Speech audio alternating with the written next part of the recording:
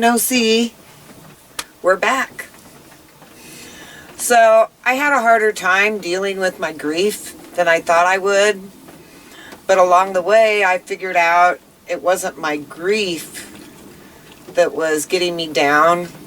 It was the anxiety and the depression that was latching on to my grief and feeding on my grief. Depression is a whole different animal than grief or sadness, and it's something that drags you down harder. When my mom passed, depression took a hold of me, and it really took me years to climb my way out. Fortunately for me, since I'd already been through an extreme bad depression, I knew the telltale signs. For instance, just wanting to sleep your day away. And for me, telltale sign is my bus is a mess. It's trashed. That me not cleaning is a depression thing, because I'm sort of a clean freak and I like everything organized.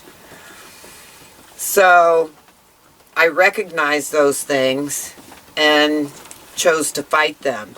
Now, I had a head start because I have a wonderful life here in my new home base, and I had chickens that I needed to take care of, and Echo needs me daily, and RJ, and there's kids that live here. And so all those things keep you from being able to stay in bed, huh, RJ? So it was easy not to allow myself, because I couldn't. And then once you get up and you've taken care of the chickens, or once you've socialized with the kids, and once I've played with Echo and done our training and our walks and everything, your mood is lifted. You know, I sort of look at the world through the eyes of who I'm with. And chickens aren't depressed. The dogs aren't depressed. The kids aren't depressed. So looking through their eyes helps keep my mood up. So not allowing depression to tag along with your grief.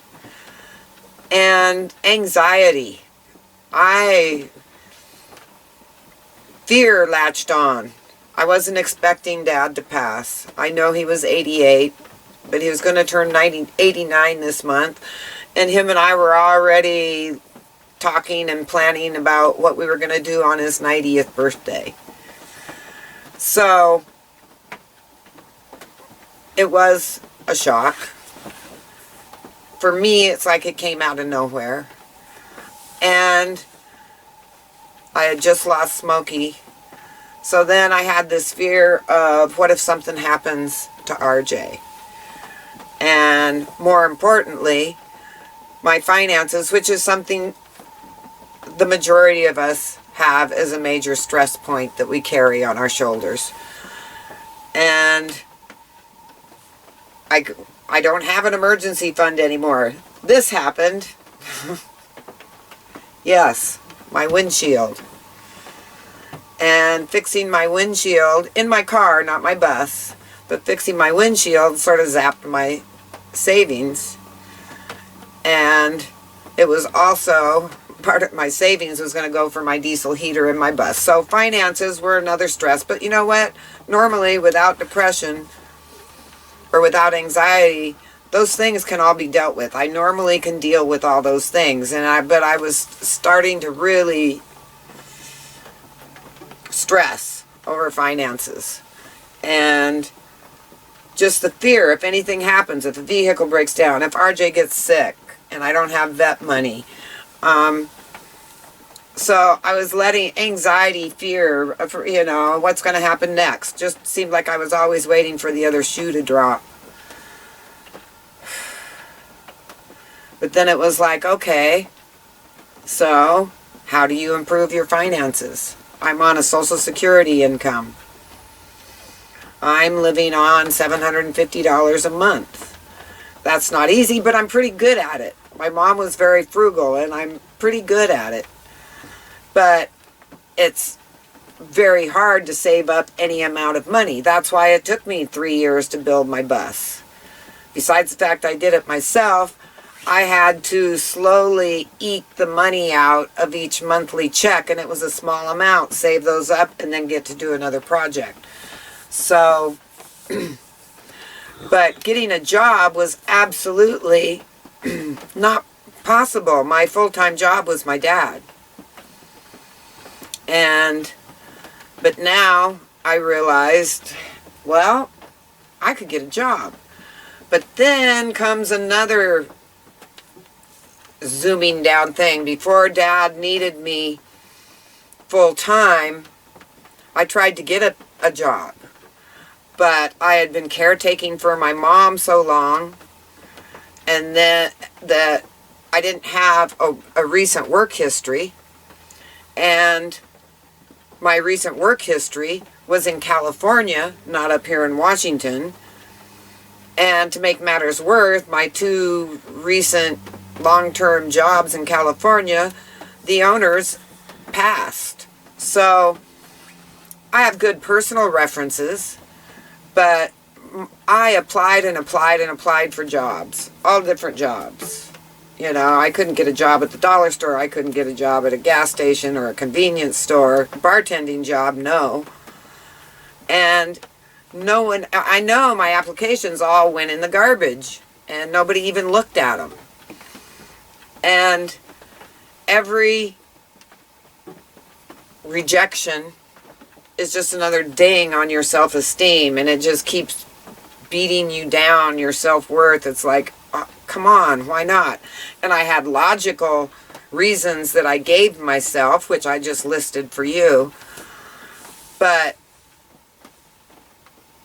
I eventually just quit trying and said, okay, I'm just going to have to learn to live on my Social Security. And then Dad went to full-time, and then I couldn't even consider it. But now it was time to consider it. Well, it just so happened that Jenny works at our local Walmart here, and they needed help.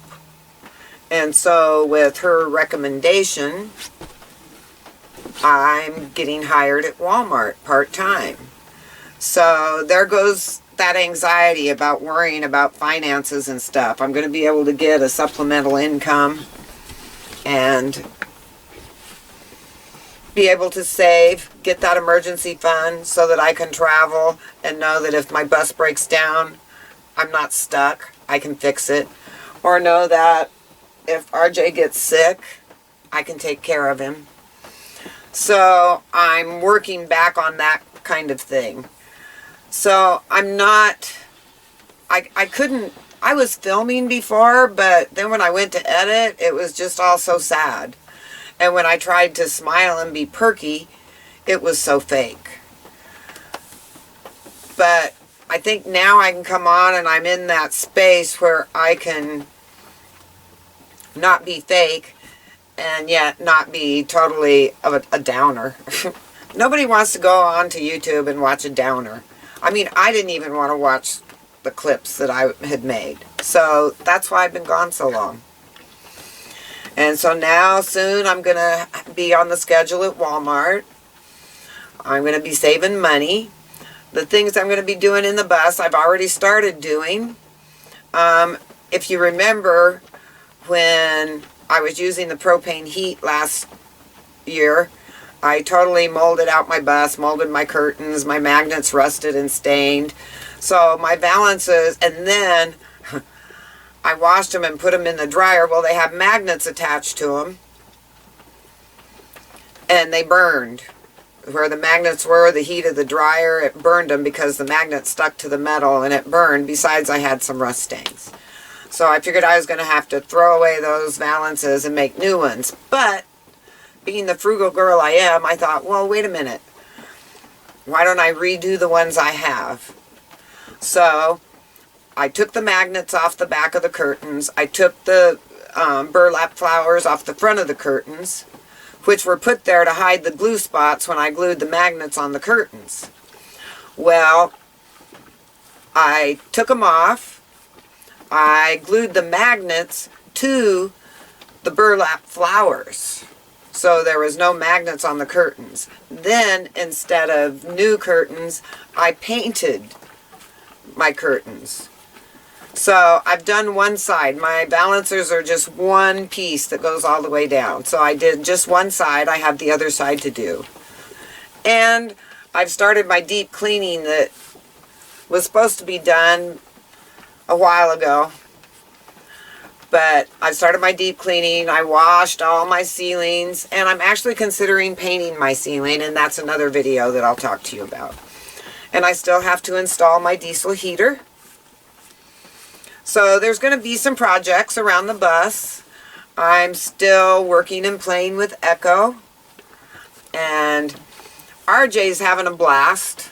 RJ is a happy dog.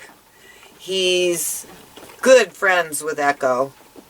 And we have a new puppy. It took him probably 3 weeks before he was willing to accept the puppy. But now he loves the puppy and plays with the puppy. And of course he has Luna, who he plays with. And then he's got his kids. I can't show you the kids on YouTube, but he's got his kids. This is one happy dog. He's like the prince. He's got his pack of girl dogs, and all the humans here love him. He's a happy dog. And I'm a happy girl. One of the other ways that I work my way out of depression, or keep it from even taking hold. See, I recognized it and didn't let it take hold, but it was sort of a battle. But the other way, which is sort of like something, a mantra that you have to do every day, and that's to count your blessings. I know I have it so much better than so many people. I know I have so many blessings. And if there's one thing my mom and dad would be disappointed in, is if I wasted the time that I have here. My mom always said, all the way through her cancer battle, I choose life. So no matter what's going on, we need to choose life. And for me, it would be absolutely ridiculous if I couldn't see that, because I have so many good things going my way.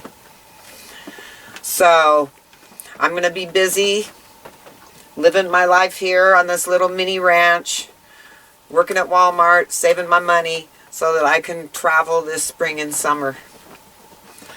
So, till next time, and I'm going to get back into my once a week, okay? I'm getting back in the saddle. I'm back.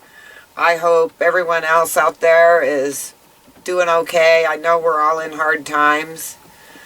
I know everyone is experiencing grief and anxiety and all those things.